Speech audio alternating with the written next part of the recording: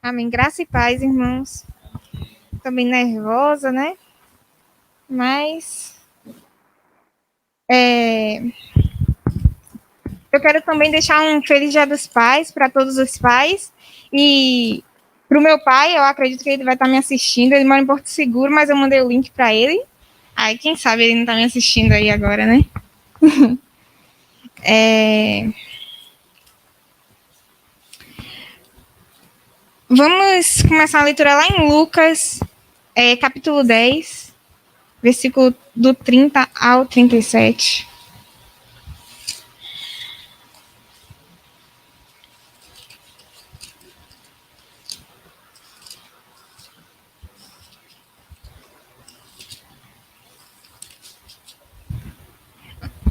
Antes de começar a leitura, eu queria falar um pouco, né?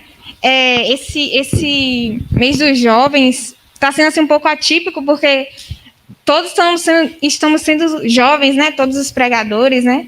E, assim, eu fico muito feliz. Eu não gostaria que fosse eu, né? Mas eu fico muito feliz com isso, porque eu sei que é uma oportunidade. Às vezes, muitas pessoas têm o desejo no coração, que não revela, né? De estar aqui pregando, ou às vezes nem sabe, tem esse desejo no coração, nem conhece, e agora pode estar tendo essa oportunidade, né? E também eu quero dizer para os irmãos que é difícil estar aqui, né? A gente que não tem experiência, que não tem esse costume de estar aqui pregando, a gente fica nervoso, a gente não tem aquela habilidade, não tem aquela prática, mas eu fico muito feliz que os jovens possam ter essa oportunidade. E eu acredito, assim, que não vamos ser todos pregadores, não vamos ser todos líderes, não vamos ser todos levitas, mas eu sei que Deus tem um propósito na vida de cada um de nós, e eu acho que a gente tem que ter essas oportunidades, né? Para fazer tudo, né? Porque é assim que a gente vai descobrir e vai evoluindo também, né? Mesmo que eu não pregue maravilhosamente, né? Claro que não vai ser como uma pessoa que tem uma experiência, mas eu sei que com o tempo, né, as pessoas vão se apercebendo, não eu, gente, mas as outras pessoas que tiveram desejo, né? Então, é uma oportunidade da gente estar se aperfeiçoando, né? Porque isso também vem com a prática, né? Claro que a gente tem a dependência de Deus, a gente tem o Espírito Santo que fala através das nossas vidas, né? Mas a prática também é importante, né? Então, vamos ler aqui Lucas 10, do 30 ao 37.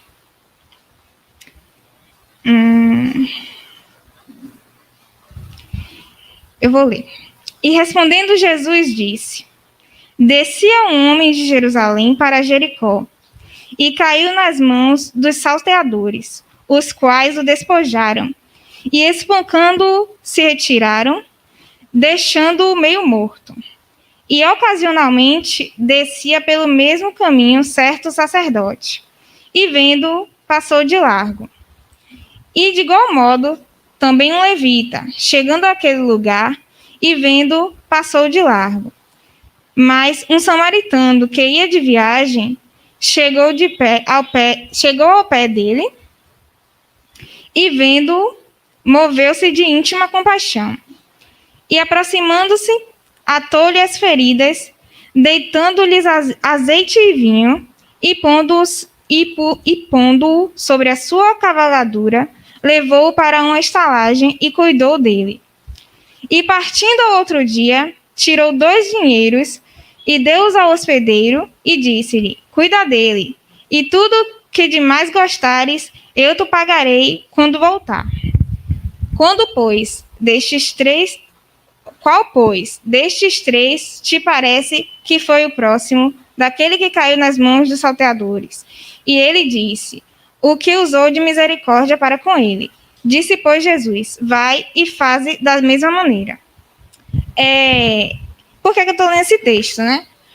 Pode parecer que não tem muito a ver com o tema. Na verdade, eu queria me deter mais dos versículos do 30 ao 32, mas aí eu li até o 37 para adicionar um pouquinho de contexto, né? O nosso tema, como vocês podem ler aqui, é Onde está o seu coração? O nosso texto base está lá em Provérbios 4, 23, sobre tudo o que se deve guardar, guarda o teu coração, porque dele procedem as fontes da vida. O texto, né, dá um conselho, né? Tem um conselho aí. Guarda o teu coração. E aqui no nosso tema tem uma pergunta. Onde está o seu coração? Tão importante quanto guardar o nosso coração é onde está guardado esse coração, né? E pensando nessa pergunta, eu estava pensando quais são as respostas possíveis para essa pergunta, né? No automático, né, talvez o mais fácil seja, para nós que servimos a Deus, que já estamos aqui na igreja, seja dizer que nosso coração está em Deus. Às vezes vem aquela dúvida, né? Será que meu coração está mesmo em Deus? Essa pergunta também traz uma reflexão para a nossa vida, né? Será que realmente meu coração está em Deus? E para algumas pessoas, talvez elas tenham a certeza que o coração delas não está em Deus. Mas esse coração que não está em Deus pode estar em muitas coisas. Nesse texto aqui, a gente vê 2 personagens, né? 3 personagens. O levita, o sacerdote e o samaritano. Eu vou focar no levita e no sacerdote. O levita é uma pessoa que ele servia no templo, né? Toda a obra do templo, todo o trabalho que deveria ser feito no templo, era ele que fazia. O sacerdote também cuidava das coisas sagradas do templo. Ele oferecia os sacrifícios, ele era responsável por guardar tudo que era sagrado no templo, né? E assim, nesse texto, só nos mostra a parte em que eles se afastam daquela pessoa que estava necessitando de ajuda. Essa atitude, ela mostra pra gente que o coração deles não estava em Deus, né? A resposta que eles deram com essa atitude não foi a primeira resposta que a gente falou aqui. Mas também não fica claro onde é que estava esse coração. O que é que eu trouxe de reflexão para a minha vida? Os caminhos, né, que nos afastam de Deus, as coisas onde pode estar no nosso coração, além de Deus, são muitas. Mas o efeito é o mesmo. Não faz diferença se o coração deles estava ali preocupado com as coisas do templo. Será que eles estavam preocupados com outras coisas do dia a dia, da casa, da vida, da família? Será que não importa? Porque, na verdade, se a resposta não for Deus para essa pergunta, de qualquer forma vai estar errada. Então, nesse texto eu queria trazer essa questão de como só existem 2 caminhos, né? E em relação à dúvida, muitas vezes quando a gente é questionado essa pergunta, a gente reflete, a gente olha para dentro da gente e a gente começa a refletir. E aí eu também pensei em relação a essa dúvida que surge no nosso coração. E eu, assim, cheguei à conclusão que essa dúvida é uma coisa passageira, porque, na verdade, nosso coração ele já tem uma certa inclinação. Na semana passada, Giovanni leu a passagem do jovem rico e também outras pessoas. Eu lembro que essa passagem tem sido bastante lida aqui recentemente. E assim, ele praticava tudo que a lei mandava, né? Ele era uma pessoa obediente, inclusive ele estava contando isso para Jesus com muito prazer, com muita alegria, porque ele achava que ele estava fazendo tudo certo. Mas quando quando Jesus pediu para que ele repartisse os bens que ele tinha com os pobres, ficou claro que a inclinação do coração dela não era bem aquela que parecia. Ele tinha um exterior de quem servia a Deus, de quem estava com o coração em Deus, mas no momento em que foi provado, né, esse coração, ficou claro que já havia ali uma inclinação. Então, assim, muitas vezes a gente pode até estar na presença de Deus, ou achar que está, né? Mas aí surge uma tentação. Essa tentação pode passar, ser uma coisa que passa pela nossa vida, vem e vai embora. E aí vai ficar claro que que a inclinação do nosso coração sempre foi para Deus. Da mesma forma, a gente pode estar com a aparência de que está tudo bem, está tudo certo, sigo todos os mandamentos, faço tudo que é bom, mas no momento em que nós somos provados, ficar claro que nossa inclinação nunca foi estar com o coração em Deus. Nossa inclinação sempre foi as coisas do mundo. Da mesma forma, uma pessoa que não serve a Cristo, uma pessoa que não está aqui na igreja, mas vem aqui, fez uma visita, ouviu a palavra e foi tocada, essa pessoa ela pode passar a refletir.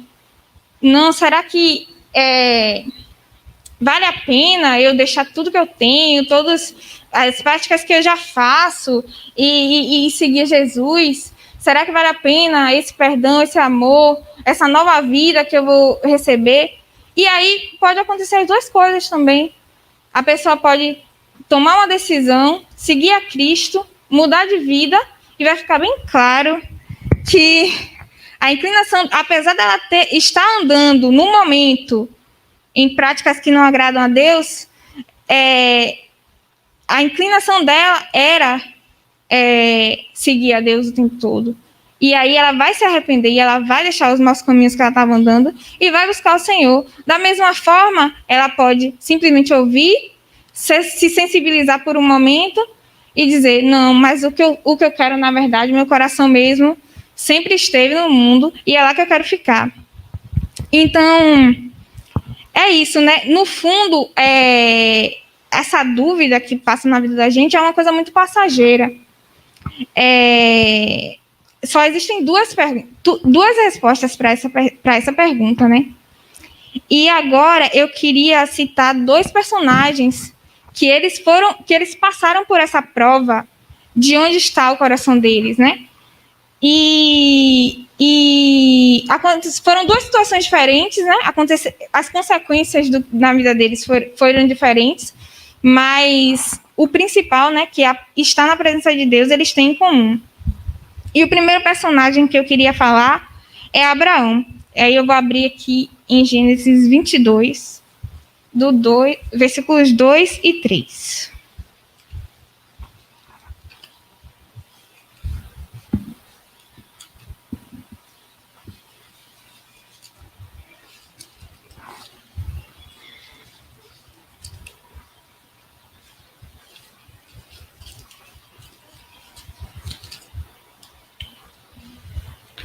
Versículos 2 e 3.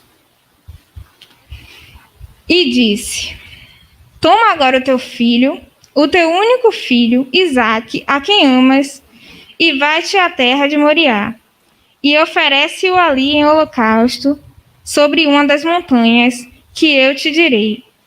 Então se levantou Abraão pela manhã, de madrugada, e albardou o seu jumento, e tomou consigo 2 de seus moços e Isaque, seu filho, e fendeu lenha para o holocausto, e levantou-se e foi ao lugar que Deus lhe dissera. Uma coisa que eu queria chamar a atenção aqui, na história de Abraão, é a dificuldade que é abrir mão de certas coisas. Não é fácil, né? Eu falei aqui um termo, não sei se eu usei o melhor termo, né? Eu falei a palavra inclinação. Mas não quer dizer que é mais fácil para algumas pessoas seguir a Cristo do que para outras. Na verdade, o grau de dificuldade é o mesmo. É uma decisão que precisa ser tomada. E eu citei a história do jovem rico, né? E a palavra fala que ele ficou muito triste, porque ele tinha muitas riquezas. Quando Jesus disse que era para ele repartir a riqueza dele com os pobres, ele ficou muito triste porque tinha muitas riquezas. Dá a entender que foi muito difícil. O que Jesus pediu para ele era muito difícil. Talvez fosse mais fácil se ele fosse menos rico. Mas não é o caso, porque o que foi pedido para Abraão foi muito mais difícil. Foi o filho, e aqui deixa bem claro que era o filho amado, o único filho dele. Então, abrir mão não é uma habilidade que é mais fácil para uns, mais difícil para outros, não. É uma decisão que a gente toma e é difícil mesmo. Quando Jesus nos chama ou pede que a gente renuncie a alguma coisa, vai ser difícil. Se uma pessoa ouvir a voz de Jesus, o convite para seguir a ele, e ela pensar nas coisas do mundo, é normal. O que vai ficar para trás Isso é normal. Vai ser difícil mesmo, vai ser doloroso. Mas aquelas pessoas, né, que têm essa força, têm esse desejo de escolher Jesus, essas são as que têm o coração em Cristo, né? Verdadeiramente. E Abraão, ele foi essa pessoa, e não foi a primeira vez que ele abriu mão de coisas por Deus. Quando ele morava ele pertencia a um povo totalmente diferente, ele recebeu um chamado de Cristo, e interessante que, primeiro, quando Deus chamou ele, Deus fez a ele uma promessa. Então, tudo bem. Deus disse, sai da tua terra, da tua parentela, para o lugar que te mostrarei, e eu farei de você uma grande nação. Ele recebeu uma promessa. A gente pode até pensar, ele saiu porque tinha promessa, mas nessa situação aqui, Deus estava pedindo a promessa dele. Então, o único filho que Deus deu para ele, na velhice dele, ele também foi capaz de dar. Com ou sem promessa atrelada, né? Ele foi capaz de abrir mão. Isso também fala muito sobre Abraão, porque às vezes a gente só faz as coisas para Deus esperando alguma coisa em troca. E isso fala também sobre onde está o nosso coração. Se a gente está servindo a Deus, já esperando a recompensa, já esperando o que vem logo ali, claro que tem recompensa, claro que coisas boas vão ser somadas na nossa vida quando nós seguimos a Ele. Mas nós também temos que saber que Deus já nos deu tudo. Quando Deus pediu aqui o filho de Abraão, ele já tinha cumprido parte das promessas que ele tinha dado. Ele fez um grande milagre na vida de Abraão. Ele fez Abraão próspero numa terra que ele não conhecia. Ele deu a Abraão tudo que ele nunca imaginou. Mas pediu o filho amado dele, talvez a coisa mais preciosa que ele tinha na vida dele. E outro personagem que também abriu mão de tudo por Cristo, dessa vez por Cristo mesmo, foi Paulo. Vamos abrir agora aqui em Filipenses 3, do 1 a 14.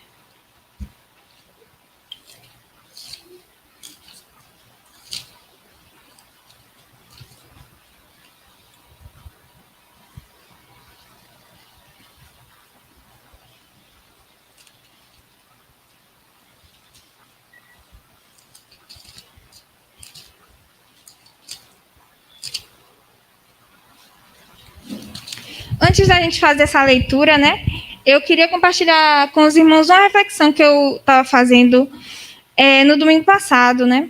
Minha mãe, ela estava aqui no domingo passado. E aí eu estava me perguntando assim, ela só veio por minha causa, porque semana passada eu servi a ceia, né? Aí eu estava pensando, ela só veio por minha causa, ela não está aqui nem preocupada com nada do que vai ser dito e tal. E aí eu estava pensando, né? Como Jesus, ele atraía todo tipo de pessoas. E assim, por exemplo, os milagres que Jesus fazia, o pão que ele multiplicava, a própria pregação dele atraía muitas pessoas mesmo. E era a intenção dele atrair aquele monte de pessoas. E ele sabia que nem todas as pessoas estavam ali necessariamente com o coração nele. E interessante que Jesus, ele apesar de fazer um grande esforço, né, entre aspas, para atrair as pessoas, ele não fazia nenhum esforço para que elas ficassem. Ele, inclusive, encorajava quem quisesse ir embora, podia ir à vontade. Então, assim, e tem uma parábola que fala, né, que o reino de Deus é como um pescador que lança a rede no mar e pega todo tipo de peixe. E aí, depois, ele se assenta na praia e ele separa os bons dos maus. Então, assim, a gente está falando de dois tipos de pessoas, né? Aqui, uma pessoa que tem um coração em Deus, uma pessoa que não tem um coração em Deus. Quem são essas pessoas? A gente não sabe. Esse mês dos jovens, né, é uma oportunidade muito boa para atrair todo tipo de pessoas. A igreja está cheia, já está lotada até o fim do mês.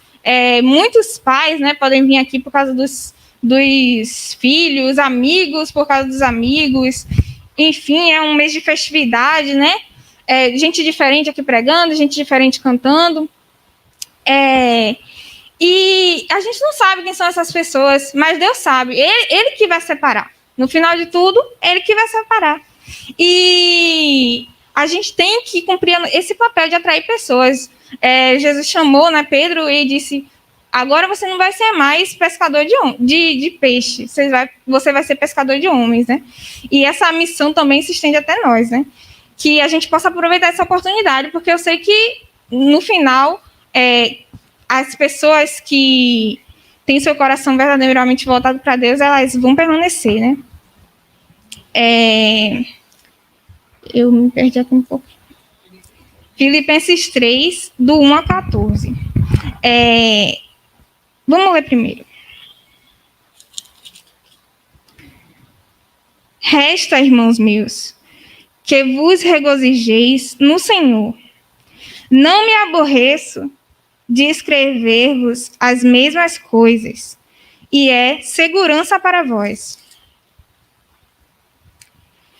Guardai-vos dos cães, guardai-vos dos maus obreiros, guardai-vos da circuncisão.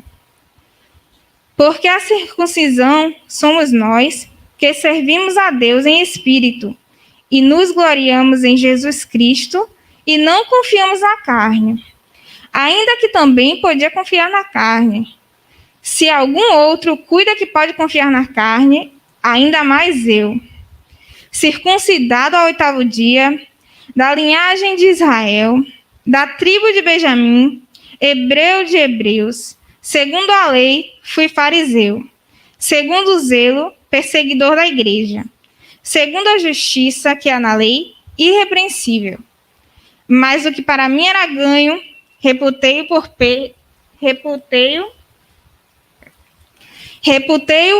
perda por Cristo. E, na verdade, tenho também por perda todas as coisas, pela excelência do conhecimento de Cristo Jesus, meu Senhor, pelo qual sofri a perda de todas essas coisas, e as considero como esterco para que possa ganhar a Cristo, e seja achado nele, e não tendo a minha justiça que vem da lei, mas a que vem pela fé em Cristo, a saber, a justiça que vem de Deus pela fé, para conhecê-lo e a virtude da ressurreição e a comunicação de suas aflições, sendo feito conforme a sua morte, para ver se de alguma maneira posso chegar à ressurreição dos mortos. Não que já tenha alcançado, ou que seja perfeito, mas prossigo para alcançar aquilo que para o que fui também preso por Cristo Jesus. Irmãos, quanto a mim, não julgo que haja alcançado, mas uma coisa faço, e que é, esquecendo-me das coisas que atrás ficam, avançando para as que estão diante de mim, prossigo para o alvo, pelo prêmio da soberana vocação de Deus em Cristo Jesus. Na história de Abraão, né, aconteceu uma situação que ele, no fim das contas, não precisou abrir mão de nada. Ele provou que o coração dele estava em Cristo, estava em Deus, né? Estava em Deus, e acabou que não foi necessário que ele abrisse mão daquilo. Ele pôde ficar com as duas coisas, né? Digamos assim. Mas na situação de Paulo, não. Ele realmente teve que abrir mão de tudo. E veja que ele não se arrepende, né? O que ele conquistou foi muito melhor. Ele tem a consciência de que aquilo que ele tem hoje é muito melhor. E veja, o que ele tem também são muitas aflições. O que ele tem também são muitas privações. Mas ainda assim, ele considera muito melhor do que os privilégios que ele tinha antes. E ainda mais, ele tem a certeza de que tem coisas muito melhores ainda. De que ele, por ser participante dos sofrimentos de Cristo, ele ainda vai ser participante da glória de Cristo também. E aqui no versículo 13, né, ele diz: quanto a mim, irmãos, não julgo que haja alcançado. E a gente, às vezes, olha isso aqui como uma questão em relação à pessoa de Paulo, né? como uma pessoa, como integridade, como a própria atitude dele, de ser uma pessoa correta. Mas, ao ler o texto com atenção, dá para perceber que ele está falando mesmo das aflições de Cristo. Ele está dizendo, eu nem padeci tudo isso ainda, nem alcancei tudo isso ainda, mas vou prosseguindo. Então, assim,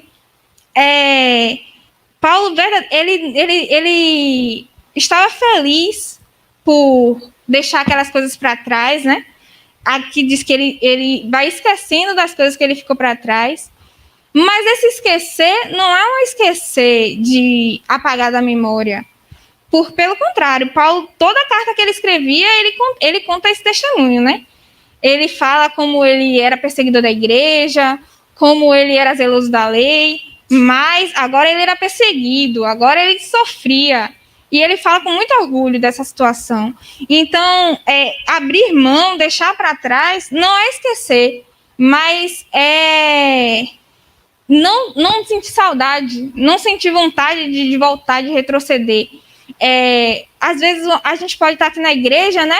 E lembrar com prazer, às vezes até contar com prazer as coisas que fazia antes de estar aqui. E isso não é esquecer, isso não é deixar para trás.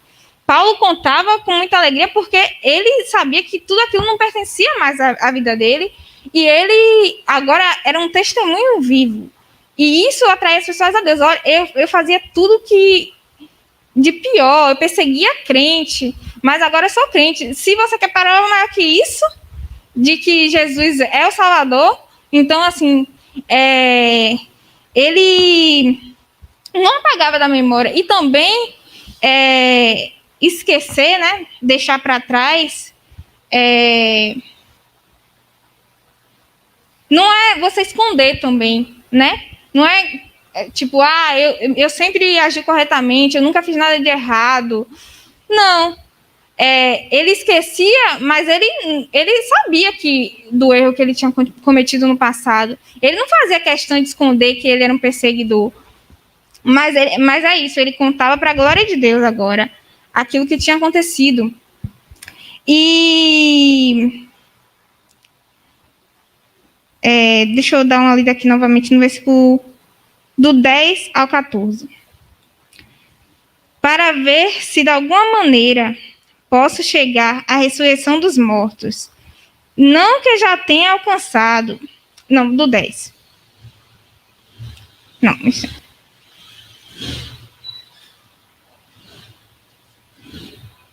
Do 10. Para conhecê-lo e a virtude da sua ressurreição e a comunicação de suas aflições, sendo feito conforme a sua morte, para ver se de alguma maneira posso chegar à ressurreição dos mortos. Não que já tenha alcançado ou que seja perfeito, mas prossigo para alcançar aquilo para o que fui também preso por Cristo. Irmãos, quanto a mim, não julgo que tenha alcançado, mas uma coisa faço, e é que, esquecendo-me das coisas que atrás ficam, avançando para as que estão diante de mim, prossigo para o alvo, pelo prêmio da soberana vocação de Deus em Cristo Jesus. Como eu tinha dito, né? Aqui no versículo 10, e a comunicação de suas aflições, sendo conforme a sua morte. Então, assim, Paulo está falando que ele não julga que ele tenha alcançado tamanhas aflições, né? Hoje a gente estava lendo na EBD, né? Gálatas 5, e aí, e lá no em algum versículo lá fala assim que aqueles que são de Cristo já crucificaram as suas paixões e concupiscências, né? Então, o exercício de abrir mão, o exercício de abdicar, né? É um exercício diário para aqueles que servem a Cristo. Não é uma coisa que a gente vai tomar uma decisão hoje e pronto, acabou.